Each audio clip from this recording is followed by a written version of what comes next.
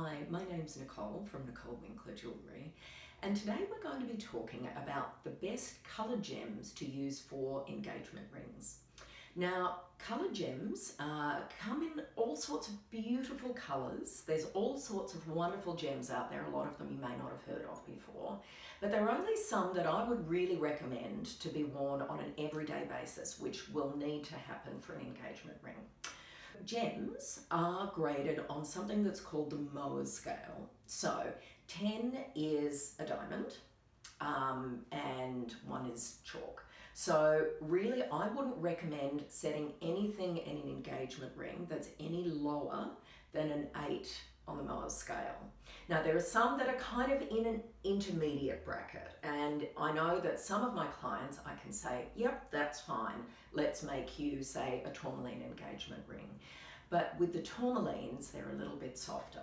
So the colour gems that are perfect for engagement rings are sapphires, rubies, aquamarines and spinels, and then also alexandrites, if you've got the budget for it. So sapphires are great because they come in all sorts of different colours, not just blue. So there's of course the blue that we think of, like Princess Di's engagement ring, and that's a cornflower salon blue. Now you can get lovely pale blues, you can get dark blues, and they're from the corundum family. Now sapphires also come in all sorts of other lovely colours. So you can get green sapphires, you can get pink and purple sapphires, you can get yellow sapphires, you can even get white sapphires. Now spinels are these beautiful gems that not a lot of people have heard of. They're 8 on the Mohs scale, so a little bit softer than sapphires, but they're still a really strong stone, and they're one of my favourite gems to work with in engagement rings. So the most famous spinel is actually a really big kind of pebble looking stone that's called the Prince's Ruby, and it's set in the middle of the English crown jewels.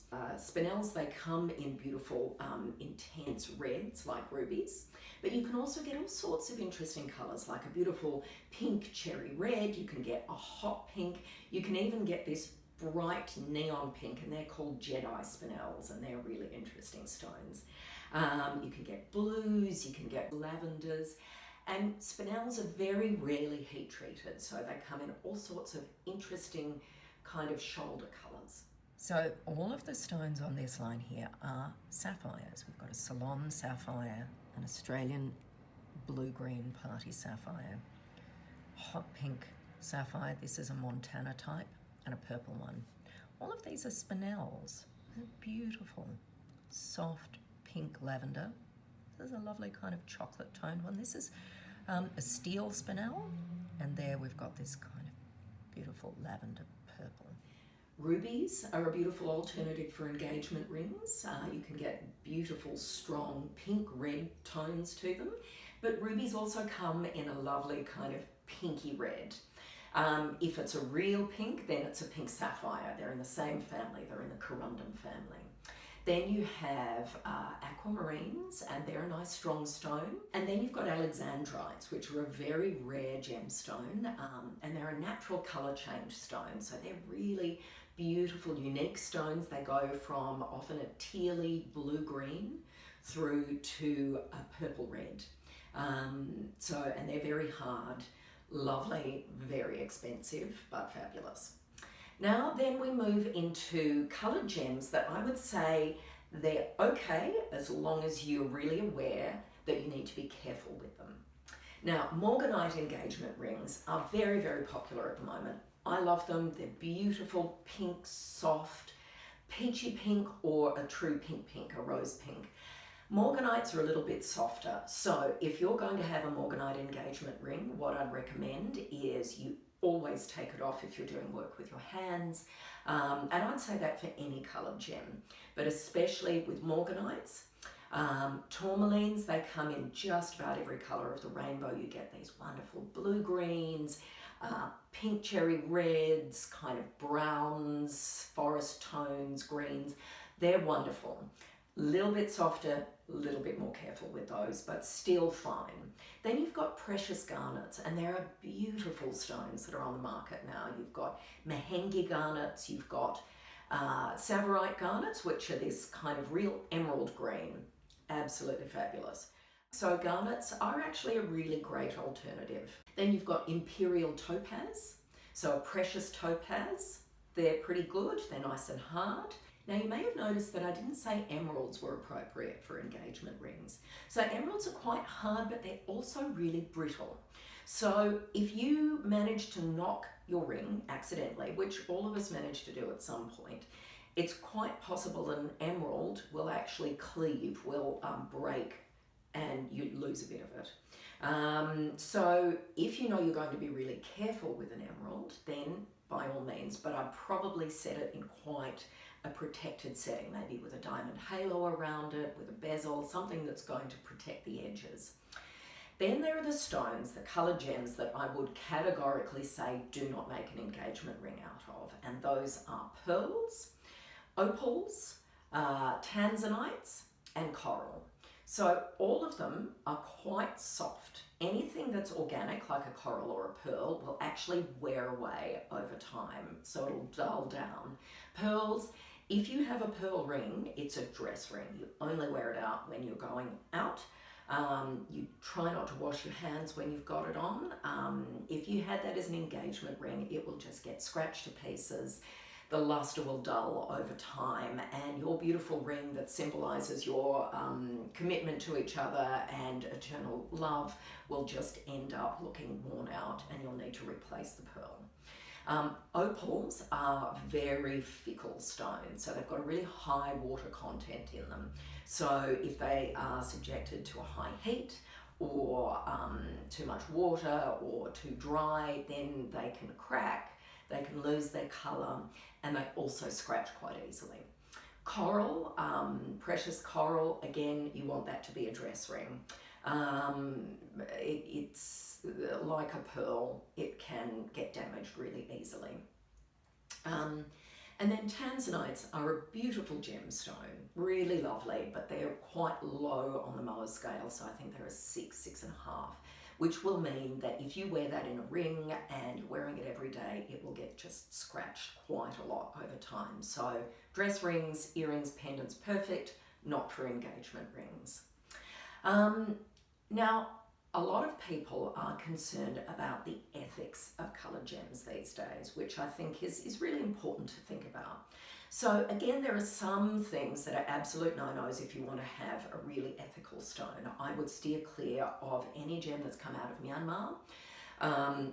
Colombian emeralds, pretty tricky. Stones from Afghanistan, maybe a little bit dodgy there. You don't really know whether they've been funding activities that you wouldn't want to be associated with. Then there are gems from countries that we know are mining generally pretty well, but unless you go to the specific mine, you won't know exactly how they've been mined. So countries like Madagascar, Sri Lanka, Thailand, all fine. Some of the African countries, it's a little bit tricky to know. I know with one of my gem merchants, they actually have a direct relationship with some of the mines in Africa, and they can say categorically, yep, that mine's great. So it's worth asking your gem merchant. And then if you want to know absolutely without doubt that your gem has been mined under really ethical circumstances, everybody's been treated well, then you choose from Australia, you choose from Canada, you choose from America. So there are lovely sapphires, there are actually emeralds that come out of Australia that are beautiful. So it depends on how important that is to you. And I'm always really happy to find stones that we know are going to be fine if that's something that is a big concern for you. Now, then we get into what you should look for in a coloured gem. So, very similar to diamonds, you've got the 4 C's. So, carat, which is the weight of the stone. So, the bigger the stone, the more it's going to cost you. Colour, With coloured gemstones, what you really want to be choosing is a stone that makes you happy, a stone that suits your personal style, that makes your heart sing every time you look at it. And often that's a really instantaneous thing. You'll see the stone, you'll just go, oh, that's it, and that's what you're looking for. Different colours will be more expensive than others. So on the whole, if a stone is a really intense colour, a really strong blue, a really strong pink, a strong red, those are going to be the ones that are more expensive. Now, then we get on to clarity. Now, coloured gems will almost always have some inclusions or little marks inside the stone, and that way you know they're natural. But if the gem that you're looking at has a really noticeable inclusion, personally, I steer away from those. I don't want them to be interfering in the overall look, the colour of the stone, and if you've got a really highly included stone, then it's going to stop the stone sparkling as much. And then you've got the cut on a stone. Now, this is a little bit harder to quantify because a stone, if it's cut well, will sparkle, be really beautiful and really bright. Now, I'm very particular on the cut of my gems. Sometimes I look at one gem and I'll be a little bit flat and I'll just go, no, I won't choose that one for my client. I'll choose the ones that's really bright and beautiful and sparkly. But often they are a little bit more expensive because firstly, they've been cut by somebody who's a really good gem cutter. And with any service, you are paying for what you get. Now here you can see there's a real difference in cut. This one, beautiful, bright, sparkly, lively stone. This one here has what's called a window. So you can actually see straight through. There's no sparkle in the middle here.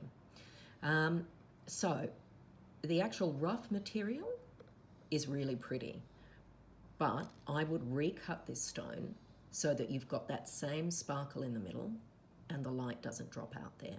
The other part to gem cutting is you have the natural shape of a crystal. So say spinels, they're in a double octahedron. So they're kind of like two pyramids stuck on top of each other. So normally they will cut to the shape of the stone. So if you imagine you've got two pyramids stuck together, you cut it in half, you've got two halves. You're not, on the whole, going to, say, cut a marquee cut out of it, a boat shape, because then you've lost this bit and you've lost that bit. So normally they will be cut to a round or a cushion cut. So they'll cut to the shape of the crystal. And often a poor gem cutter will cut for weight to make the stone bigger. But really what you want is a beautiful stone. It's a little bit harder to tell, and you need to go with a jeweler that you really trust who has a very good eye. Different gems are different prices. So the beauty of a coloured gem for an engagement ring is that you can get something that's really big and fabulous for not nearly as much as, say, a round diamond. Now, if you were looking at a ruby or an alexandrite, then they are going to be more expensive than sapphires, and sapphires will be more expensive than spinels, spinels more expensive than aquamarines. So again, you want to be choosing something that you love, but if you're working within a discrete budget, there are kind of ways we can work around that. So say a beautiful spinel engagement ring with diamond work on it, we might be looking at, say, $8,000–9,000. If we're going with a big centre stone with big diamond shoulders, a trilogy ring, we might be looking more, say, $13,000, $15,000. If we're going for something that's much more modest, say a morganite ring with a little bit of diamond work around it, then we might be more in the $5,000 to $6,000 mark, and a lot of that will be in the diamond work.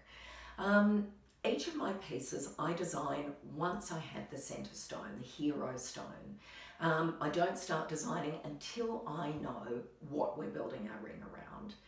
And then I'll work in conjunction with my clients. They'll say, oh, I love this kind of band and I love Art Deco, or I want it really clean and simple. So then my client and the stone We work around to make the most beautiful piece that is an heirloom piece that you will love. Engagement rings should reflect you. They should reflect your partner. She's not the same as everybody else. Don't get her a ring that is the same as everybody else. Coloured gems, no two are alike, and that's the beauty of them. Now, if you have any questions, by all means, give me a call, write me an email. My website is nicolewinkler.com, and all of my socials are at Nicole Winkler Jewellery. So it can be daunting when you go into the world of coloured gemstones. There's a lot to find out, and I'm really happy to help you in choosing the perfect gem for you and your partner. If you've got any questions, please let me know, and I look forward to working with you to make a beautiful engagement ring for the love of your life.